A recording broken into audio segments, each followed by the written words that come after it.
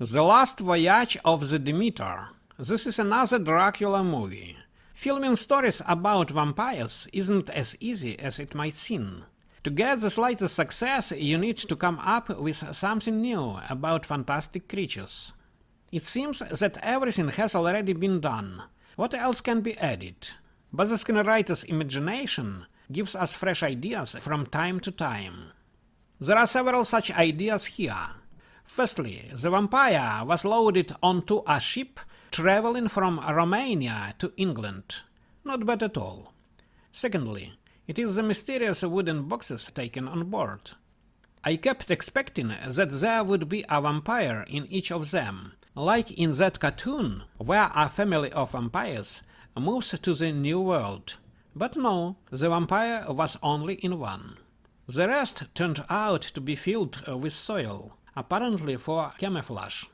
When the ship's Dr. Clemens began to transfuse his blood to Anna, a stowaway woman found in the hold, I immediately suspected a vampire in her and was surprised at the doctor's naivety. But it is the next discovery of the film. If a blood transfusion is given to an aspiring vampire in time, then her complete rebirth into a devilish creature can be delayed.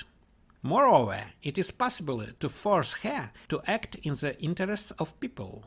Until the last moment it seemed that Anna would now be alright. However, no, the same end awaited for her as the rest of the infected men, which is sad. But before that, she brought a lot of benefit to the team in the confrontation with Dracula, so Clemens' efforts were not in vain. Dracula himself here appears no longer as a count or even a man, but as a completely terrible creature from the underworld, who has few in common with human, but can fly on the webbed wings like a bat. He also isn't very talkative, and hardly can pronounce a few words, which fly out of his disgusting toothy mouth with a gnashing sound. During the day, Dracula climbs into his box and buries himself in the ground, and at night he kills the team members one by one. Starting with the ship's animals intended for meat, he moves on to the sailors, keeping the night watch at the helm, and gets to the captain's young grandson named Toby. The peasant girl Anna was placed in one of the boxes as food for Dracula, and he had already managed to drink her blood, but she was able to get out and, in a semi-conscious state, fell into the hands of the Dr. Clemens. This, of course, was to the advantage of the team, because if she had turned into a full-fledged vampire and began to act together with Dracula, then the sailors wouldn't have had a single chance, and so at least the doctor survived. The Transylvanian peasants who delivered the boxes to the port of course knew what they had brought, but didn't tell the captain. They got rid of their load with obvious relief, and hurried home, saying that they had to get back before sunset. They also paid the owner of the ship to let them go. The reason why Dracula needed to get to England is curious. According to Anna, there is no food left for him at home, although this is hard to believe. And then, judging by the haste of the peasants, Dracula wasn't the only vampire in those places. Here the plot is clearly weak for logic. The team's actions in a situation where animals first died and then people began to disappear also raise questions. The first thing to do was to open the suspicious boxes, but they are doing anything but that. The doctor reaches Dracula's lair at the very end.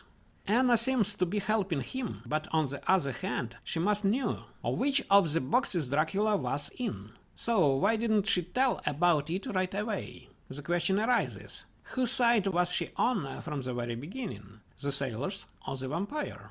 Or maybe she was trying to please both of them? There is no answer. She certainly does a noble scene at the end, when she floats away and allows the rising sun to burn herself down. After all, she could have killed the doctor, who either didn't suspect anything or showed amazing carelessness. And here she is definitely on the side of the people. Anyway, the Doctor survived, the only one from the entire team. The plan to sink the Demeter along with Dracula failed because it was already too close to the shore, and Dracula had the wings. The mast that fell on the vampire's chest also wasn't enough to kill him. The Doctor meets the vampire again on the shore in the tavern and follows him, promising that he will fight Dracula. Thus, the filmmakers left a clue for a sequel if their work is successful. I remember we already saw something like this several years ago. Dracula fought the Turks in that movie. He also reached London and targeted a young beautiful woman as his victim. But there was no continuation. Will it happen this time? Let's see. In any case, it depends not only on box office receipts, but also on the availability of fresh ideas from the screenwriters. Thanks to everyone who watched this video. See you.